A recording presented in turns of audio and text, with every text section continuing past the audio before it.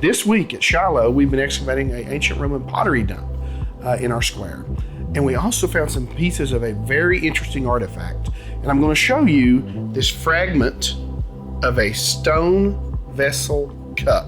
So this one fragment speaks volumes about 2,000 years ago in history in the land of Judea to me. And what archaeologists believe they are related to is the ritual purification system, the ritual purity. And the idea is you want to avoid impurity. Stone is not listed on the bad list. Therefore, if we make our vessels of stone, it cannot become impure. And we see an explosion of stone mugs, plates, bowls, cups that are used in this window of history for 100 years or so. And then they disappear from history. So what we find is Jewish believers are using these vessels to maintain ritual purity. And we think it may be related to an actual very famous story from the New Testament. Jesus has his Last Supper with his disciples. Would the Jewish host of the home have ever let that important rabbi and his followers use any vessels that could have become impure? The answer is most likely no. Likely it was stone vessels. So when Jesus passes the cup and uses the example, says, the wine represents my blood, it's very possible it's one of these that he's passing. So obviously these items speak to us and they take us back to a world, a material culture that has been gone for 2,000 years, but we read about in the Bible, and things like this one little stone artifact help brings that account to life.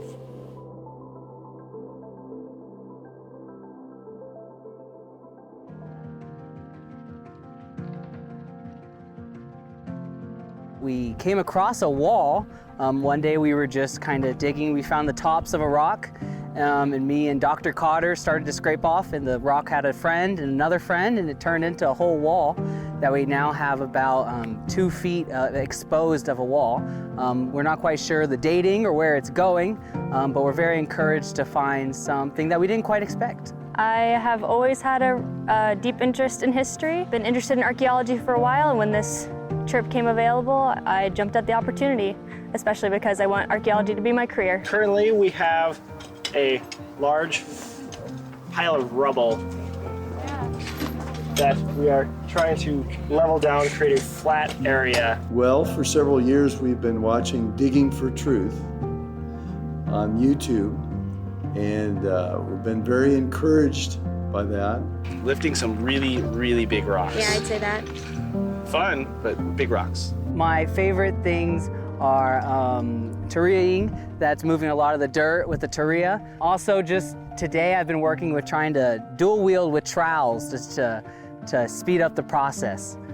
Something I picked up from Gary Byers to see if I could carry on the legacy of using dual wield trowels. I'm going to do a word study when I get home on rocks and dust. I believe you already said there's over how many references to dust? About 100 references. Just dust alone, but what God can do with rocks, what the Israelites can do with rocks is simply amazing. I have learned more about the Bible in 3 weeks than I have in my entire life combined. Just being here and just being able to see where it all happened. Well, we've done tons of touring, and so just going on sites and we just pull out our Bibles and just read scripture to place, and it just illuminates it and brings it to life in a way that you cannot understand just reading the text. I think it just has made it more realistic. It's really bringing the Bible instead of just names and people that we hear stories about, but these are real people that also had to worry about their homes and their food and then the streets they walked on. It's just amazing to bring that back to life. I'd agree. It gives grounding to everything that you're reading in scripture. You're here. We're not exactly at a place where people necessarily stood in biblical times, but we're getting there through the layers. But we're looking around and we see all the buildings, the foundations of the buildings, and we're seeing the pottery. We're touching the things that people touched and formed and made, and seeing the hills pretty much the way that they saw them, and it's really special. Yesterday they found a really cool, it was a full handle piece, but it had a lot attached to it still. And that was super cool to see, just how long that giant piece of pottery has been preserved. It's been waiting, sitting in the dirt for thousands of years for us to find it. And they are actually adding to a real excavation. Yeah. Yeah. you know you're making a difference. When you read, when you've been there and you read it in the scripture, you see it in your mind, and it's the real thing. It's not what you thought it might have been. you know reality. It's all worth it. Yeah, CCU is a great school.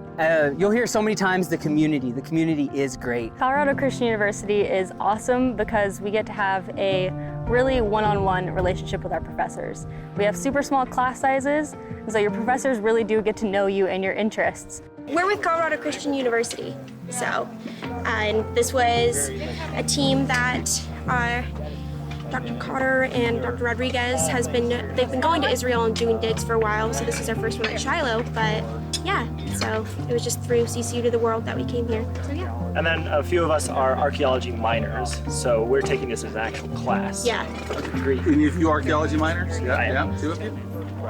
Cool. It's just a level of personalized relationships with your professors that you cannot get at a large university.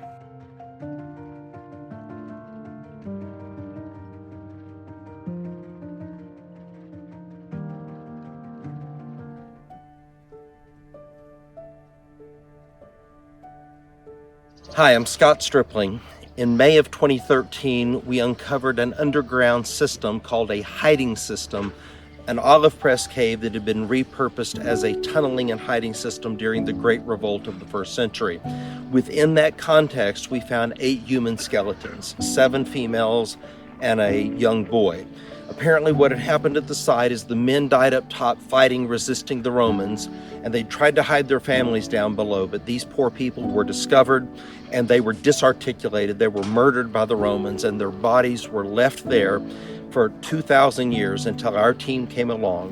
When we uncovered these human remains, it was quite moving because we found tacks from Roman military boots called caligulae. We also found arrowheads that were unique to the Roman military from that time. It was clear what had happened from the coins, from the pottery, from the carbon dating.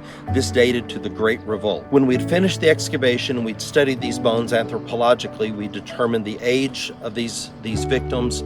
We determined that they were part of a Jewish population that was living there.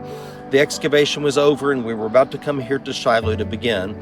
So I determined the best thing to do was to give these bones to the nearest Jewish community, which is at Ofra, about 2 miles away. And when I did, this became a very meaningful thing for this community. In fact, it brought the community together. They were dealing with dissensions about certain things, and this became a unifying factor.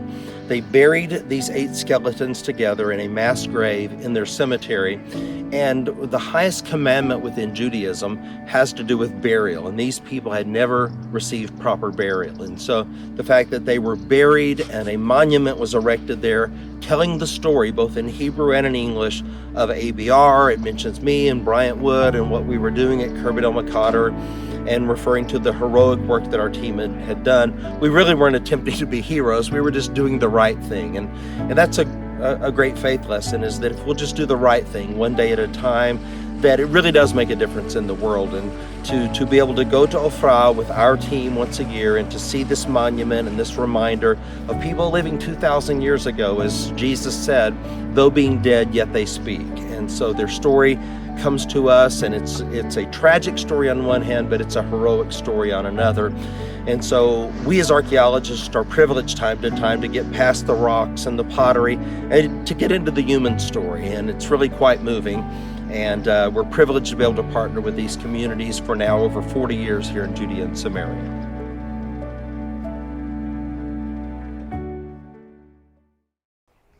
Cool. All right, so is there anything I've left out that you want to say? Not that I can think of, other than we have a giant rock pile that we have to make sure we capture in this video, because we've made truly a mountain out of what was an anthill before.